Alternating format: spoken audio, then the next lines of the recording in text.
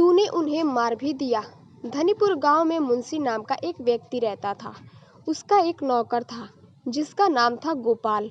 गोपाल को कम सुनाई देता था, जिसकी वजह से उसे अपने मालिक से काफी डांट खानी पड़ती थी। एक दिन मुंशी ने अपने नौकर को आवाज लगाई, गोपू, जरा मेरे लिए तंबाकू और हुक्का ले आ। गोपाल ने जैसे ही आवाज सुनी, वो तुरंत एक कच्चा पपीता और जलती हुई मसाल ले आया। लो मालिक, लेकिन मालिक मुझे यह बताओ कि क्या आपके पेट में गड़बड़ है, जिसकी वजह से कच्चा पपीता मंगाया है। यह सब देख मुंशी को काफी गुस्सा आया। उसने कहा, अरे बहरे, मैंने तुझसे क्या मंगाया था और तू क्या लेकर आ गया। मैंने पपीता और ये जलती हुई लकड़ी नहीं मंगाई, मैंने तो हुक्का और तंबाकू मंगाया था। यह सुनकर गोपू अपनी गलती को छुपाते हुए बोला, अभी रुको मालिक, मैं तुरंत जाकर ले आता हूँ। वह जाता है और तंबाकू और हुक्का लेकर आता है और मुंशी को सौंप देता है। मुंशी हुक्का लगाते हुए कहते हैं, अरे गोपू सुन, आज जमींदार के यहाँ माता पधारी है। मैं तो अपने ससुराल जा रहा हूँ क्योंकि तेरी मालकिन की तबीयत खराब है। तो एक काम करना, मेरी तरफ से कच्चे चावल और कच्चे केले लेकर चले जाना और सीधा जमींदार के हाथों पर रख देना। गोपाल सारी बातें ध्यान से सुनता है और कहता है, ठीक है मालिक, मैं सुबह होते ही जमींदार के यहाँ कच्चे चावल और कच्चे केले लेकर चला जाऊंगा।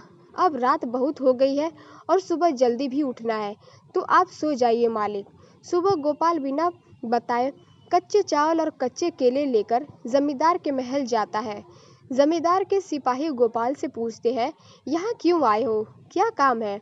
गोपाल कहता है, जमींदार की माँ मर गई है, मैं उनके खाने के लिए कच्चे चावल और कच्चे केले लेकर आया हूँ। ये सुनकर सिपाही हंसते हैं और कहते हैं, पागल हो गए हो क्या, जमींदार की माँ तो कल ही यहाँ आई है और तूने उन्हें मार भी दिया।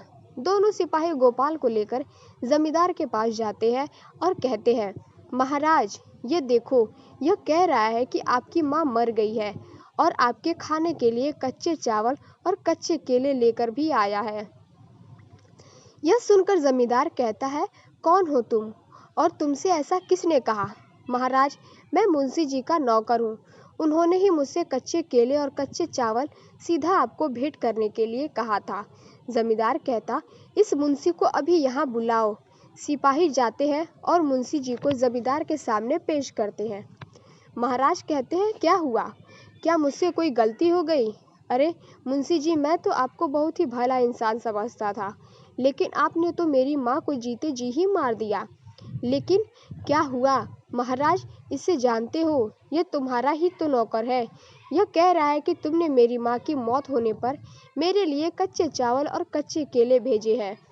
मुंशी तुरंत महाराज से माफ़ी मांगते हुए कहता है, महाराज ऐसा नहीं है, मैंने तो इससे यह कहा था कि महाराज के यहाँ माता पधारी है, तो सुबह उनकी भेंट के लिए कच्चे चावल और कच्चे केले लेकर जाना। महाराज इस बात से काफ़ी क्रोधित थे, इसीलिए उन्होंने कहा, नहीं मुंशी जी, आपको इस नौकर को अपने काम से निकालना होगा, तभी इसे सबक मिलेगा। गोपाल माफ़ी मांगते हुए कहता है, मालिक आप घर जाइए, मैं भी कहीं अपनी जगह ढूंढ लूँगा। गोपाल वहाँ से चला जाता है और चलता चलता एक जंगल में काफ़ी दूर निकल जाता है। काफ़ी समय तक कुछ खाने को न मिल पाने के कारण वो भूख से बिलखने लगता है और सामने एक नदी दिखाई पड़ती है। वह जाकर उस नदी का पानी पीता है और आराम करने के लिए जगह तलाश करता है। सामने ही एक टूटा फूटा मंदिर होता है, वह उसमें चला जाता है। जैसे ही वह सोने वाला होता है, कुछ आवाज़ उसे सुनाई देने लगती है, सरदार, सुना है जमींदार के यहाँ माता बैठाई गई है। माता की मूर्ति के नीचे जमींदार ने काफ़ी सारा सोना और खजाना छुपा रखा है। अगर हम किसी तरह से उस खजाने को ढूंढ लेते हैं तो हम अपने बाकी के जीवन को काफ़ी आराम से बिता सकते हैं।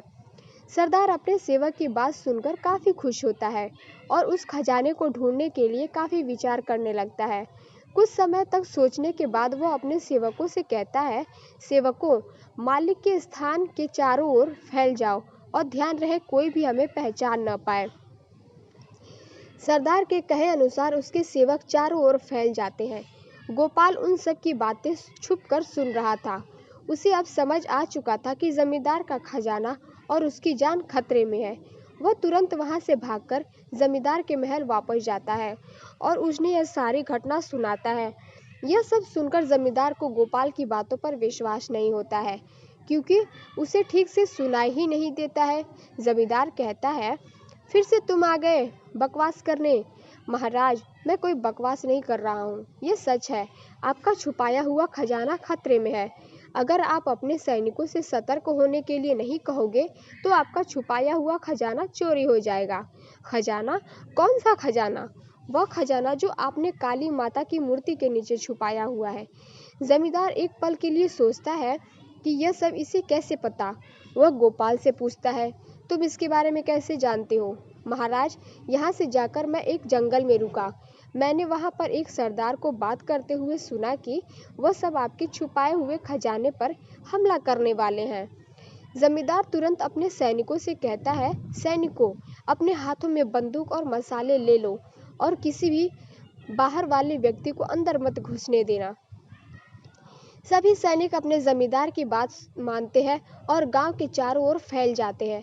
उन्हें डाकुओं का एक झुंड मिलता है जो उस खजाने को लूटने आए थे। सभी सैनिक उन्हें घेर लेते हैं और वहीं मार देते हैं। कुछ समय बाद सभी सैनिक महाराज के पास आते हैं और उन्हें यह खबर बताते हैं। ये सुनकर महाराज काफी खुश होते हैं और कहते हैं कि अब हमारा खजाना सुरक्षित है। गोपाल, तुम नहीं जानते तुमने कितना बड़ा काम किया है। तुमने खजाने को ही नहीं, हमारे प्राणों की भी रक्षा की है। इसके बदले में हम आपको एक अशर्फी भेंट करते हैं। और बताओ, तुम्हें और क्या चाहिए? महाराज, मुझे कुछ नहीं चाहिए। मैं तो केवल यही चाहता हूँ कि मैं अपने मालिक के साथ रहूँ। कृपया आप मेरे लिए इतना ही कर दीजिए। ठीक है गोपाल, जब भी तुम चाहो तुम मुंशी जी के घर आ सकते हो और जा भी सकते हो। धन्यवाद महाराज। इसके बाद मुंशी और गोपाल दोनों एक साथ घर के लिए रवाना हो जाते हैं। तो कैसी लगी कहानी कमेंट बॉक्स में जरूर बताएं। चैनल पर नए हो तो चैनल सब्सक्राइब करें।